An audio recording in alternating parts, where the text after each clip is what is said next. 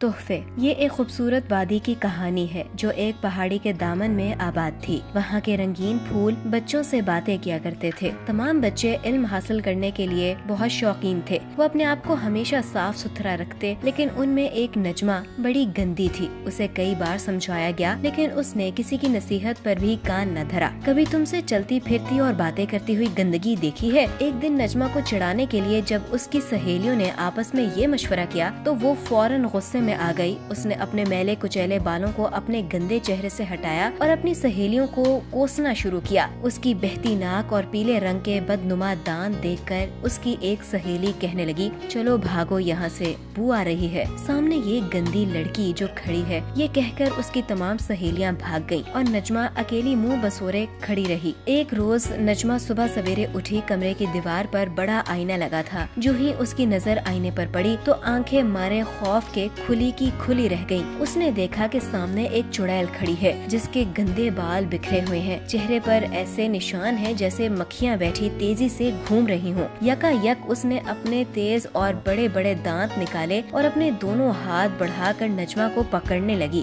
نجمہ کو ایسا ڈر لگا کہ وہ بے تحاشا کمرے سے بھاگ نکلی اور اندھا دھند باغ کی طرف بھاگی۔ آخر ہامتی پھولوں کی ایک جھاڑی کے پاس آ گری۔ وہ اتنی سہمی ہوئی تھی کہ اس نے اپنی آنکھیں زور سے میچ لی۔ اتنے میں ہلکی سی ہنسی سنائی دی جو آہستہ آہستہ اس کے کانوں میں گونجنے لگی۔ اس نے آنکھیں کھولی تو پھولوں کو ہنستے ہوئے دیکھا، مگر ایک گلاب کا سرخ پھول جھاڑی سے جھکا اور کہنے لگا کہ لڑکی ہماری طرف دیکھو، صبح سویرے شبنم نے ہمارا منہ دھلایا اور ہوا نے ایسا گدگدایا کہ ہم خوشی سے بے اختیار ہنس رہے ہیں۔ لو اب سورج کی کرنیں تیز ہونے لگی ہیں، جاؤ تم بھی منہ دھو لو اور صاف ستھرے کپڑے پہنو، بالوں میں تیل لگاؤ اور کنگھی کرو، پھر میرے پاس آؤ۔ نجمہ یہ سن کر گلاب کی طرح خوشی سے جھومنے لگی۔ وہ فوراً غسل خانے کی طرف لپکی، نہا دھو کر فارغ ہوئی تو صاف ستھری پوشاک پہنی، بالوں میں تیل لگا کر کنگھی کی۔ اس کے بعد وہ گنگناتی ہوئی گلاب کے پاس آئی اور کہنے لگی، لو میں آ گئی۔ گلاب کا پھول خوشی سے کھل گیا، مجھے توڑ لے اور اپنے بالوں میں لگا لو، پھر آئینے میں اپنی صورت دیکھنا۔ نجمہ نے ایسا ہی کیا اور آئینے کے سامنے کھڑی ہوئی، لیکن وہ دل ہی دل میں اتنی ڈری ہوئی تھی کہ اس نے اپنی نگاہیں نیچے رکھی۔ اتنے میں آواز آئی، نجمہ میری طرف دیکھو۔ اس نے سامنے دیکھا تو ایک خوبصورت پری مسکرا رہی تھی۔ وہ نجمہ کو دیکھ کر کہنے لگی، میں تمہارے لیے 2 تحفے لائی ہوں،